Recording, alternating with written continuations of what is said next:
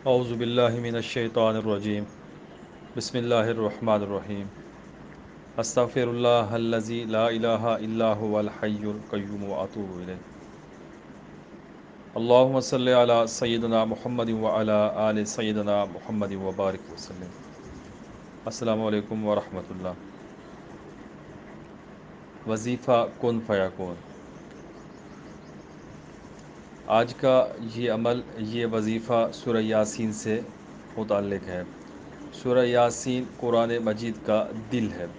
سورہ یاسین اور صبح و شام جو بندہ ایک بار پڑھ لے اس کی ہر حاجت پوری ہوتی ہے۔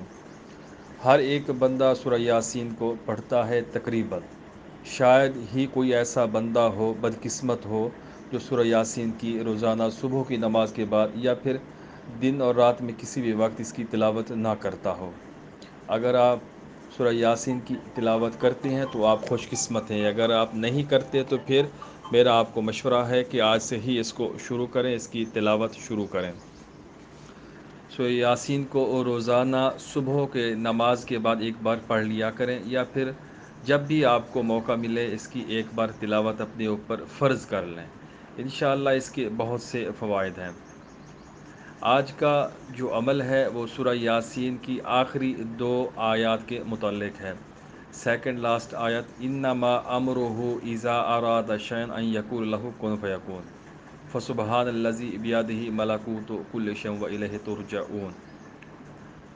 سب سے سادہ طریقہ یہ ہے کہ آپ سورہ یاسین کو ایک بار پڑھیں، اور جب آیت انما امرہ اذا اراد شیئا ان یقول لہ کن فیکون پر پہنچیں تو آپ اس کو 70 بار پڑھ لیں، کسی ایک حاجت کی نیت سے۔ مثال کے طور پر شادی نہیں ہو رہی، شادی میں رکاوٹ ہے، شادی میں بندش ہے، من پسند جگہ شادی نہیں ہو رہی، کسی بھی قسم کی کوئی رکاوٹ ہے، پریشانی ہے، اور یہ چاہتے ہیں کہ شادی ہو جائے، نکاح ہو جائے۔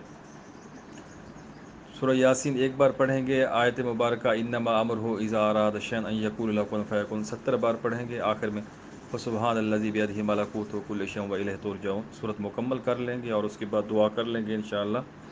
یہ 7 دن سے 70 دن انشاءاللہ اس درمیان شادی ہو جائے گی، شادی کے اسباب بن جائیں گے، لیکن جب تک مقصد حاصل نہ ہو اس عمل کو جاری رکھنا ہے۔ اس کا دوسرا طریقہ یہ ہے کہ آپ 2 رکعت نماز نفل حاجت کے پڑھیں۔ پہلی رکعت میں سورہ یاسین ایک بار پڑھیں اور آیت مبارکہ انما امرہ اذا اراد شیئا ان یقول لہ کن فیکون اس کو 70 بار پڑھ لیں۔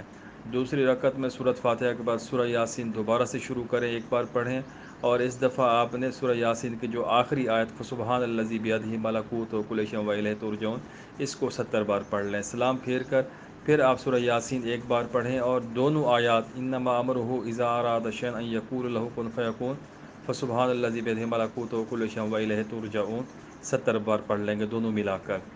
اس عمل میں، اس وظیفہ میں سورہ یاسین 2 رکعت نماز نفل صلاۃ الحاجت اور بعد میں ٹوٹل 3 بار پڑھی جائے گی، اور جو آیت مبارکہ ہے یہ نماز کے اندر 70 بار پڑھی جائے گی اور نماز کے بعد 70 بار۔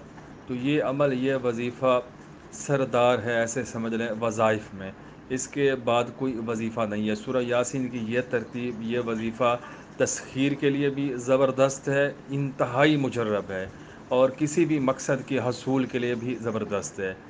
ملازمت کے لیے، امتحان میں کامیابی کے لیے، جادو جنات کی کاٹ کے لیے، آپ کے اعمال نہیں چل رہے، ان میں روحانیت نہیں ہے، ان میں طاقت نہیں ہے، کسی بھی مقصد کے لیے آپ اس کو استعمال کر سکتے ہیں، پڑھ سکتے ہیں۔